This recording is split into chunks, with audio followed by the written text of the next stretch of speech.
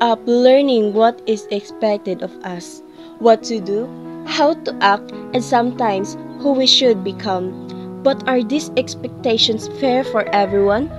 This mini documentary explores how gender roles shape our daily lives and why gender sensitivity begins at home.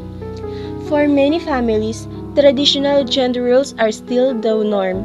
Women are expected to do most household chores, while men often handle outdoors tasks or major decisions.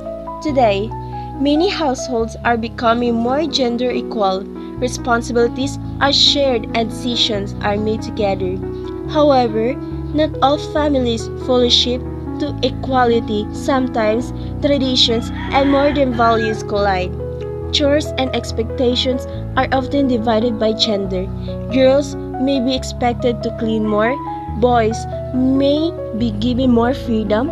Some are pressured to behave a certain way simply because of gender. This difference, big or small, shape how young people see themselves and each other.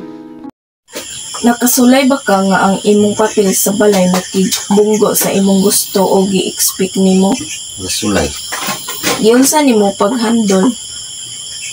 Tungod sa among pagsabot-sabot sa akong asawa ug ngadto sa akong mga anak. Unsa nga mga buluhaton o mga responsibilidad ang kasagarang imong buhaton sa balay? Ang responsibilidad nako sa balay una ang pag-atiman sa akong mga anak. Sunod na yun ang paghikay, hugas sa plato, laba o pagpanglimpyo sa balay.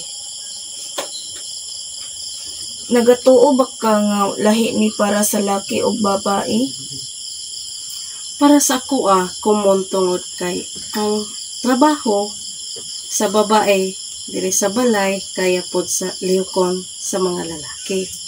Pero ako may mabilin sa balay, dapat lang ako magtrabaho kay ang akong aduna po'y trabaho nila nga para sa amo ang pamilya.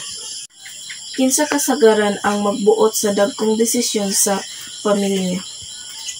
Para sa kuha ang magbuot o magdesisyon sa amua kay ang padre di pamilya o ang bana kay siya man kini ang nangita o nanginabuhi para sa among pamilya.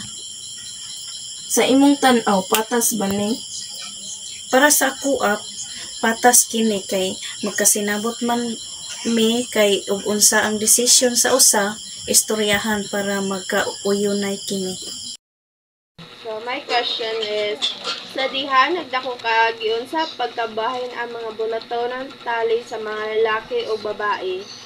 Sa unang bata pa ko, medyo tradisyonal gyud ang pagbahin sa trabaho tungod sa tinuan sa kong lula. Ang mga babae gipasahin gyud og tiglimpyo, pagluto, pagtrabaho, pagpatay sa mga bata. Mugini trabaho sa mga babae sa nauna. Wala lang lalaki maoy magtrabaho gyud mangita og trabaho sa gawas. Thank you po. So next question is, namatikdan ba nimo ang pipila ka membro sa pamilya nga naningkamot nga nahimong moderno samtang ang uban nagsunod gihapon sa tradisyonal nga mga tahas? Oo, sa una nga bata pa gyud ko.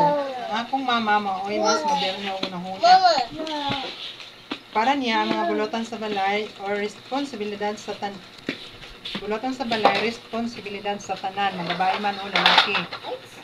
Magtinabangay aron malig kahuman ang trabaho sa balay.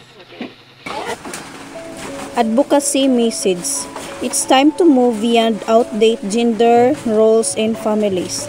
Every family member, regardless of age or gender, should have equal opportunities and be respected. Let's promote shared responsibilities and challenge gender expectations to create a more inclusive and balanced home. By doing so, we teach our children fairness and cooperation, building stronger families and more equitable society.